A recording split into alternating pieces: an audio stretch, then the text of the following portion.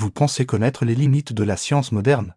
Mais certaines découvertes remettent en question tout ce que nous croyons savoir sur la mémoire corporelle et les mystères qui entourent nos tissus vivants. Thomas Mercier était un homme ordinaire de 35 ans qui travaillait comme comptable dans une entreprise de construction à Lyon, menant une vie paisible avec sa femme Marie et leurs 2 enfants, Emma et Lucas, jusqu'à ce jour de novembre où sa vie bascula dans un cauchemar inimaginable. L'accident s'était produit un vendredi soir pluvieux alors qu'il rentrait du bureau.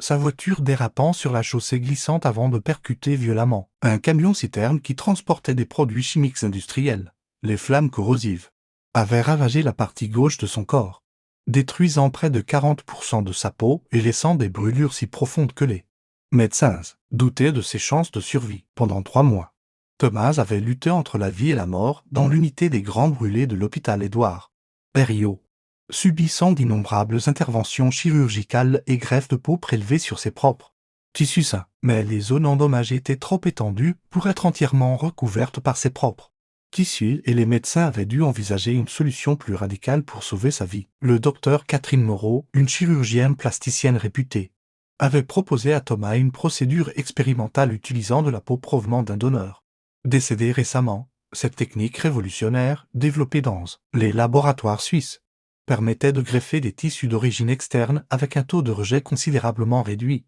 Grâce à un traitement immunosuppresseur innovant, Thomas, désespéré de retrouver une apparence normale et de pouvoir reprendre sa vie familiale, avait accepté sans hésitation cette proposition miraculeuse qui semblait être sa seule chance de guérison complète. Le donneur était un jeune homme de 28 ans nommé Alexandre Dubois, décédé dans un accident de moto 3 jours plus tôt, dont les tissus étaient parfaitement compatibles avec ceux de Thomas. L'opération avait duré 12 heures, au cours desquelles l'équipe chirurgicale avait méticuleusement greffé les fragments de peau étrangère sur les zones les plus endommagées du bras gauche, de l'épaule et d'une partie du torse. Les premiers jours suivant l'intervention semblaient prometteurs, la peau greffée montrant des signes encourageants de cicatrisation et d'intégration avec les tissus environnants de Thomas. Marie venait lui rendre visite chaque jour, apportant des nouvelles des enfants et des mots d'encouragement.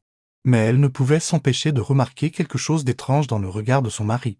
Thomas se plaignait de sensations bizarres dans les zones greffées, décrivant des picotements constants et une impression que sa nouvelle peau ne lui appartenait pas vraiment. Au bout de 2 semaines, les médecins avaient déclaré l'opération comme un succès complet, les tissus greffés s'étant parfaitement intégrés sans aucun signe de rejet immunologique visible. Si cette histoire vous intrigue déjà, imaginez ce qui va suivre car nous n'avons fait qu'effleurer la surface de ce mystère médical qui défie toute logique scientifique. Alors restez avec nous pour découvrir comment cette greffe va transformer Thomas d'une manière que personne n'aurait pu prévoir. Et n'hésitez pas à vous abonner et à activer la cloche de notification car votre soutien donne une force incroyable à notre chaîne. Et pensez également à consulter le lien dans la description pour participer au jeu concours exclusif que nous organisons régulièrement pour notre communauté. Thomas était enfin autorisé à rentrer chez lui après 6 semaines d'hospitalisation. Mais dès la première nuit dans son lit conjugal, des phénomènes troublants commencèrent à se manifester. Il se réveillait en sursaut, persuadé d'avoir entendu une voix qui l'appelait. Mais Marie dormait profondément à côté de lui et la maison était plongée dans le silence total. La peau greffée sur son bras gauche semblait parfois se contracter d'elle-même, créant des ondulations visibles sous la surface qui lui donnaient la chair de poule. Thomas tentait de rassurer sa famille en prétendant que ces sensations étaient normales dans le processus de guérison, mais au fond de lui, il savait que quelque chose d'anormal se produisait. Les premières semaines à la maison furent marquées par des épisodes de somnambulisme. Thomas se levant au milieu de la nuit pour errer dans la maison sans aucun souvenir de ses déambulations nocturnes. Marie le retrouvait parfois debout devant la fenêtre du salon, fixant intensément la rue comme s'il cherchait quelque chose ou quelqu'un de spécifique dans l'obscurité. Un matin, elle découvrit que Thomas avait griffé inconsciemment les murs de leur chambre pendant son sommeil, ses ongles laissant des marques profondes dans le papier peint. Les enfants commençaient à avoir peur de leur part, Emma refusant de l'embrasser le matin avant d'aller à l'école à cause de l'odeur étrange qui émanait de sa peau greffée.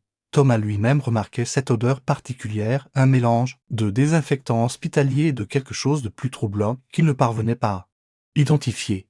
Les visites de contrôle chez le docteur Moreau se succédaient et à chaque fois, les examens révélaient que la greffe évoluait parfaitement, bien d'un point de vue médical. Pourtant, Thomas insistait sur le fait que sa nouvelle peau semblait avoir une volonté propre, se contractant et se détendant selon des rythmes qu'il ne contrôlait pas. Le médecin attribuait ces sensations au traumatisme psychologique lié à l'accident et prescrivait des séances de thérapie pour aider Thomas à accepter son nouveau corps. Mais les séances avec le psychologue ne faisaient qu'aggraver la situation. Thomas devenant de plus en plus convaincu que la peau d'Alexandre Dubois gardait des souvenirs de sa vie antérieure. Il commençait à avoir des rêves récurrents, dans lesquels il voyait des scènes de la vie d'un homme qu'il ne connaissait pas. Des images de motos, de courses sur circuit et de sensations de vitesse. Dans ses rêves, Thomas ressentait une nostalgie inexplicable pour des lieux qu'il n'avait jamais visités et des personnes qu'il n'avait jamais rencontrées. La nuit, il se réveillait avec l'impression que son bras gauche tentait de l'entraîner, quelque part, tirant son corps vers une destination inconnue. Marie était de plus en plus inquiète du comportement de son mari, qui passait des heures à caresser obsessionnellement sa peau greffée en murmurant des mots incompréhensibles. Thomas avait développé une fascination morbide pour les motos. Lui qui n'avait jamais montré le moindre intérêt pour ce type de véhicule avant son accident, il passait des heures sur Internet à regarder des vidéos de courses de moto, ses yeux brillants d'une excitation malsaine que Marie ne lui avait jamais vue auparavant. Un jour, elle le découvrit en train de dessiner compulsivement des schémas de moto avec sa main gauche. Alors qu'il était droitier et n'avait aucun talent artistique, les dessins étaient d'une précision troublante, détaillant des modèles de motos qu'il prétendait ne pas connaître, mais que sa main gauche semblait reproduire automatiquement. Thomas commençait à parler dans son sommeil, prononçant des noms inconnus et racontant des histoires qui ne correspondaient pas à sa propre vie. Marie enregistrait secrètement ses monologues nocturnes et découvrait avec effroi que son mari décrivait des souvenirs qui semblaient appartenir à Alexandre Dubois. Il parlait d'une petite amie, nommée Sophie, d'un garage de réparation de moto rue de la République, et d'une cicatrice sur la cuisse droite résultant d'une chute à l'âge de 12 ans. Intriguée et terrifiée, Marie décida de mener sa propre enquête sur la vie d'Alexandre Dubois, le donneur de peau qui hantait désormais l'existence de son mari. Elle découvrit que tous les détails mentionnés par Thomas dans son sommeil correspondaient exactement à la réalité de la vie d'Alexandre. Information qu'il était impossible qu'il connaisse. Alexandre avait effectivement une petite amie prénommée Sophie, travaillait dans un garage rue de la République, et possédait une cicatrice sur la cuisse droite suite à un accident de vélo dans son enfance. Cette découverte plongea Marie dans un état de panique absolue, réalisant que son mari était peut-être en train de devenir quelqu'un d'autre sous l'influence de cette grève maudite. Elle tenta d'aborder le sujet avec Thomas, mais celui-ci refusait catégoriquement d'admettre que sa personnalité était en train de changer. Pourtant, les preuves s'accumulaient jour après jour, Thomas adoptant des manières de parler, des goûts culinaires et des habitudes qui n'étaient pas les siens. Il avait développé une aversion soudaine pour le café qu'il adorait auparavant, préférant désormais le thé vert qu'il avait toujours détesté. Ses goûts musicaux avaient également changé radicalement, délaissant sa collection de jazz classique pour écouter obsessionnellement du rock metal que jouaient les groupes préférés d'Alexandre. Marie retrouvait parfois Thomas en train de chantonner des mélodies qu'il prétendait ne pas connaître, mais que sa mémoire corporelle semblait avoir enregistrées. Les enfants évitaient de plus en plus leur père, effrayé par ces changements de comportement et par l'intensité de son regard quand il les fixait. Thomas avait commencé à les appeler par des surnoms qu'il n'avait jamais utilisés auparavant, des diminutifs que Marie découvrit être ce qu'Alexandre donnait à ses neveux. La situation atteignit un point critique quand Thomas annonça qu'il voulait changer de métier pour devenir mécanicien moto-moto. Abandonnant sa carrière de comptable qu'il avait exercée pendant 15 ans, il avait acquis des connaissances techniques inexplicables sur les moteurs et la mécanique, capable de diagnostiquer les pannes de voitures de leurs voisins avec une précision stupéfiante. Marie contacta en urgence le docteur Moreau pour lui expliquer la situation, mais la chirurgienne refusa d'admettre que la greffe puisse être responsable de ces changements comportementaux. Selon elle, Thomas traversait simplement une crise existentielle normale après un traumatisme grave, et ces coïncidences avec la vie d'Alexandre n'étaient que le fruit du hasard. Mais Marie savait au fond d'elle-même que quelque chose de surnaturel se produisait, que la peau de son mari gardait des empreintes mnésiques de son propriétaire précédent. Thomas commençait à manifester des talents qu'il n'avait jamais possédés, capable de jouer de la guitare électrique avec une dextérité surprenante alors qu'il n'avait jamais touché cet instrument. Sa personnalité devenait de plus en plus agressive et impulsive, trait de caractère qui était totalement étranger à l'homme d'où il réfléchit qu'elle avait épousé. Il sortait le soir sans prévenir, prétendant avoir besoin de prendre l'air. Mais Marie le soupçonnait d'aller rendre visite aux endroits fréquentés par Alexandre de son vivant. Un soir, elle le suivit discrètement et découvrit avec horreur qu'il se rendait sur la tombe d'Alexandre Dubois au cimetière de Loyasse. Thomas restait des heures agenouillé devant la pierre tombale, parlant à voix basse comme s'il entretenait une conversation avec le défunt. Marie l'espionnait depuis les buissons, terrifiée d'entendre son mari s'excuser auprès d'Alexandre et lui promettre de prendre soin de sa petite amie Sophie. Le lendemain, Thomas annonça qu'il voulait retrouver Sophie pour lui présenter ses condoléances, prétextant que c'était la moindre des choses à faire envers la famille du donneur. Marie tenta de l'en dissuader, mais Thomas était devenu obsédé par cette idée, consultant l'annuaire et les réseaux sociaux pour localiser Sophie Martineau. Quand il réussit, finalement à la contacter, Sophie accepta de le rencontrer, touchée par cette démarche qu'elle trouvait inhabituelle mais bienveillante. Le rendez-vous eut lieu dans un café du centre-ville et Marie insista pour accompagner Thomas, redoutant ce qui pourrait se produire lors de cette rencontre explosive. Dès que Sophie entra dans le café, Thomas se figea complètement, ses yeux se remplissant de larmes et sa main gauche se mettant à trembler incontrôlablement. Sophie était une jeune femme de 26 ans, cheveux châtains et aux yeux verts, exactement comme Thomas la décrivait dans ses rêves sans l'avoir jamais vue. La conversation commença normalement, Thomas exprimant sa gratitude envers Alexandre et présentant ses condoléances, mais rapidement, la situation bascula dans l'étrange. Thomas commençait à évoquer des souvenirs intimes qu'Alexandre avait partagés avec Sophie.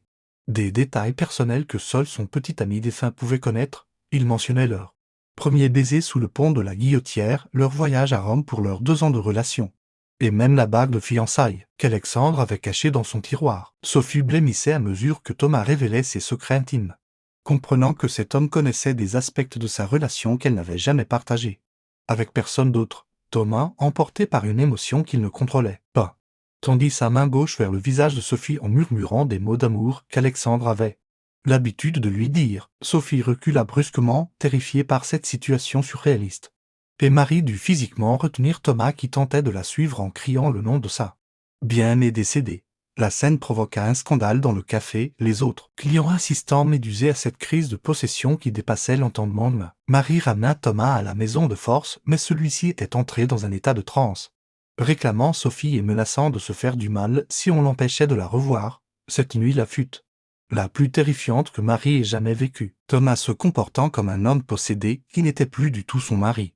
Il parlait avec la voix d'Alexandre, imitant parfaitement son accent marseillais et utilisant des expressions que Thomas n'avait jamais prononcées de sa vie. La peau greffée sur son bras gauche était devenue brûlante au toucher, pulsant comme si elle était traversée par une énergie surnaturelle qui tentait de s'échapper.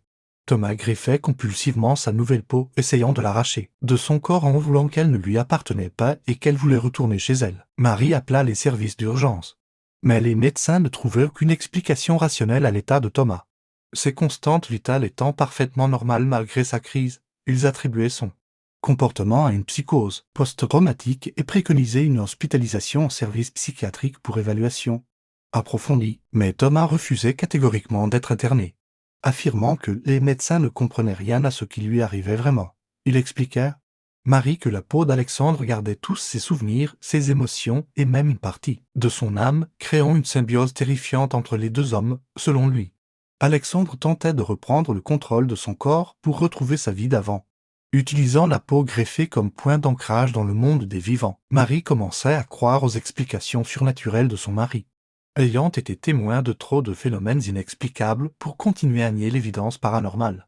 Elle décida de consulter discrètement un spécialiste en phénomènes paranormaux, le professeur Dubuc, qui étudiait les cas de possession et de mémoire cellulaire. Le professeur Dubuc expliqua que certaines cultures anciennes croyaient que la peau conservait l'essence spirituelle de son propriétaire, et que les greffes pouvaient parfois transférer plus que des tissus biologiques. Il évoquait des cas similaires documentés dans la littérature médicale alternative, où des patients greffés développaient des personnalités multiples correspondant à leur donneur. Selon lui, Thomas était victime d'un phénomène rare mais réel appelé mémoire cellulaire, où les cellules greffées conservaient des informations de leur hôte original. Le professeur proposa de réaliser des séances d'exorcisme médical, une technique expérimentale combinant hypnose et rituel de purification spirituelle. Marie accepta cette solution désespérée, prête à tout tenter pour sauver son mari de cette possession progressive qui détruisait leur famille entière. Les premières séances eurent lieu dans le cabinet du professeur Dubuc, une pièce sombre remplie de bougies et d'encens destinée à créer une atmosphère propice au rituel.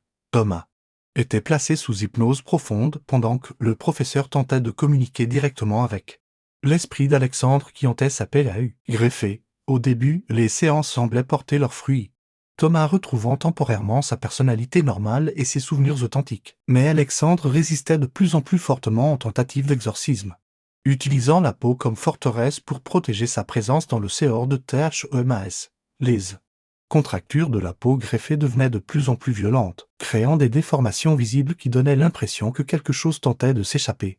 De l'intérieur, Thomas souffrait de douleurs atroces pendant ces épisodes, décrivant la sensation d'être écartelé entre deux âmes qui se disputaient le contrôle de son existence. Marie assistait impuissante à la détérioration progressive de l'état de son mari, qui alternèrent entre moments de lucidité et crises de possession de plus en plus intenses. Les enfants avaient été envoyés chez leurs grands-parents, Marie estimant que la maison était devenue trop dangereuse pour leur sécurité psychologique. Une nuit, Tom a disparu de la maison sans laisser de traces, abandonnant ses vêtements et ses affaires personnelles comme s'il avait voulu effacer toute trace de son identité. Marie le retrouva le lendemain matin dans le garage où travaillait Alexandre, Thomas ayant réussi à fracturer la serrure pour pénétrer dans les lieux familiers de son donneur. Il était agenouillé au milieu des motos, caressant tendrement les machines qu'Alexandre avait l'habitude de réparer, murmurant des excuses pour avoir abandonné son travail. Les collègues d'Alexandre, présents dans le garage, étaient terrifiés par cette apparition fantomatique d'une âme qui semblait connaître intimement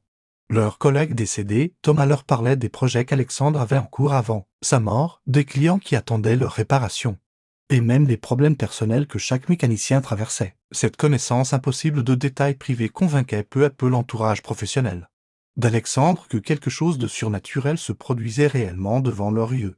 Marie dut appeler la police pour récupérer Thomas, qui refusait de quitter le garage en prétendant qu'il devait finir le travail qu'Alexandre avait laissé en suspens. Les forces de l'ordre étaient perplexes face à cette situation inédite, Thomas n'ayant techniquement commis aucun délit grave à part une effraction mineure. Le propriétaire du garage, ému par cette histoire troublante, autorisa Thomas à revenir quand il le souhaitait. Convaincu qu'Alexandre tentait de communiquer avec ses anciens collègues, cette permission eut un effet apaisant temporaire sur Thomas, qui retrouvait un semblant de paix quand il pouvait fréquenter les lieux chers à Alexandre, mais cette accalmie fut de courte durée. Thomas développant bientôt une obsession morbide pour la moto d'Alexandre, une Kawasaki Ninja verte, que Sophie conservait dans son garage. Il suppliait Marie de l'aider à convaincre Sophie de lui vendre cette moto, affirmant qu'Alexandre lui demandait de prendre soin de sa machine préférée. Sophie, traumatisée par leur première rencontre, refusait catégoriquement tout contact avec Thomas, qu'elle considérait comme un malade mental dangereux. Cette frustration attisait la colère d'Alexandre, qui prenait de plus en plus souvent le contrôle du corps de Thomas, transformant cet homme doux en individu violent et imprévisible. Thomas commençait à manifester des comportements autodestructeurs, se frappant la tête contre les murs quand il ressentait la présence d'Alexandre dans son esprit. Il tentait parfois d'arracher sa peau greffée avec des objets tranchants, créant des blessures sanglantes que Marie devait soigner en urgence médicale. Les médecins hospitaliers étaient de plus en plus inquiets de l'évolution de Thomas, ces blessures auto-infligées mettant sa vie en danger régulièrement. Il proposait une AMPUTATION de la zone greffée, estimant que cette solution radicale pourrait mettre fin aux troubles psychosomatiques de leurs patients.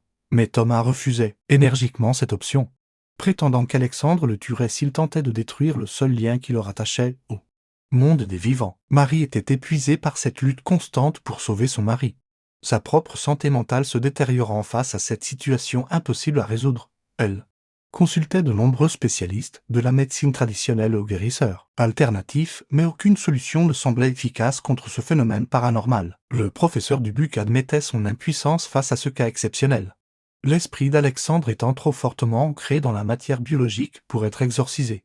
Il suggérait que la seule solution pourrait être de permettre à Alexandre d'accomplir une mission inachevée qui le retenait dans le monde des vivants. Selon lui, l'esprit du défunt cherchait peut-être à transmettre un message important ou à résoudre un problème laissé en suspens avant sa mort. Marie décida d'enquêter plus profondément sur les derniers jours de la vie d'Alexandre, espérant découvrir ce qui pouvait motiver son âme à s'accrocher aussi désespérément à l'existence. Elle interrogea Sophie, les collègues du garage, et même la famille d'Alexandre. Reconstructuant peu à peu le puzzle des dernières semaines du jeune homme, elle apprit qu'Alexandre traversait une période difficile avant son accident. Ayant découvert que son patron au garage détournait de l'argent des assurances en gonflant les factures de réparation, Alexandre avait menacé de dénoncer cette fraude massive aux autorités. Mais il était mort avant d'avoir pu rassembler suffisamment de preuves contre son employeur. Véreux. Cette révélation donna un nouveau sens à la possession de Thomas, Marie comprenant qu'Alexandre voulait peut-être achever sa mission de justicier par l'intermédiaire de son hôte volontaire. Elle partagea cette découverte avec Thomas pendant un de ses moments de lucidité. Et celui-ci confirma avoir des visions récurrentes de documents comptables et de factures frauduleuses. Thomas révéla qu'Alexandre lui montrait l'emplacement d'une cachette secrète dans le garage, où le jeune homme avait dissimulé les preuves de la corruption de son patron. Marie et Thomas décidèrent de retourner au garage de nuit pour récupérer ces documents accusateurs. Et accomplir la mission inachevée d'Alexandre, ils pénétrèrent discrètement dans les locaux et découvrirent effectivement une enveloppe cachée dans le double fond d'un tiroir de l'établi d'Alexandre. L'enveloppe contenait des photocopies de factures falsifiées, des relevés bancaires suspects, et même des enregistrements audio où le patron admettait ses pratiques illégales, avec ses preuves.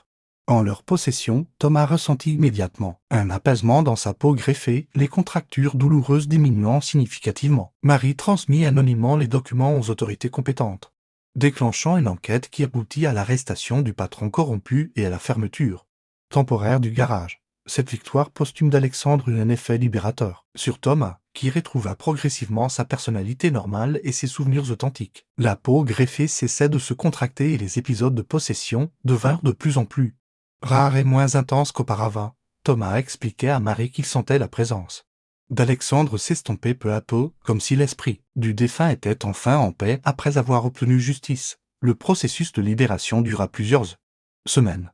Thomas alternant entre moments de normalité et résurgence sporadique de la personnalité d'Alexandre. Mais contrairement aux crises précédentes, ces épisodes étaient maintenant empreints de gratitude et de sérénité plutôt que de colère et de frustration. Alexandre semblait remercier Thomas de l'avoir aidé à accomplir sa mission, promettant de le laisser reprendre le contrôle total de son existence. Les dernières manifestations furent des rêves paisibles. Thomas voyait Alexandre lui faire ses adieux, entouré d'une lumière dorée qui symbolisait son passage vers l'au-delà. La peau greffée retrouvait peu à peu une sensibilité normale, Thomas ne ressentant plus cette impression d'étrangeté corporelle qui l'avait tourmenté pendant des mois. Marie observait avec soulagement le retour progressif de l'homme qu'elle avait épousé, même si cette expérience avait profondément marqué leur couple. Thomas conservait certains talents acquis pendant sa possession, notamment ses connaissances en mécanique. Mais il les considérait maintenant comme un héritage positif d'Alexandre. Il décida de changer effectivement de carrière pour devenir mécanicien, estimant que c'était sa façon de rendre hommage à l'homme qui avait partagé son corps. Sophie accepta finalement de rencontrer Thomas une seconde fois, touchée par son rôle dans l'obtention de justice pour Alexandre et la révélation de la corruption du garage. Cette rencontre fut apaisée et constructive, Sophie remerciant Thomas de l'avoir aidé à comprendre les derniers tourments de son petit ami défunt. Elle lui offrit même la Kawasaki Ninja d'Alexandre, estimant que Thomas était la personne la plus légitime pour hériter de cette motomoto chargée de souvenirs. Thomas accepta ce cadeau avec émotion, promettant de prendre soin de la machine, comme Alexandre l'aurait fait lui-même. Les enfants purent enfin revenir à la maison, rassurés de retrouver leur père dans un état mental stable et émotionnellement équilibré. Thomas leur expliqua son aventure extraordinaire en termes adaptés à leur âge, leur apprenant que parfois les morts peuvent avoir besoin d'aide pour trouver la paix. Cette expérience avait transformé toute la famille, leur donnant une perspective nouvelle sur les mystères de l'existence et les liens invisibles entre les vivants et les morts. Marie gardait précieusement les documents qui prouvaient la réalité de leur aventure paranormale. Sachant que peu de gens accepteraient de croire une histoire si invraisemblable, Thomas retourna voir le docteur Moreau pour lui raconter son expérience. Mais la chirurgienne refusa d'admettre que la mémoire cellulaire puisse expliquer ces phénomènes troublants. Selon elle, Thomas avait simplement vécu un épisode psychotique.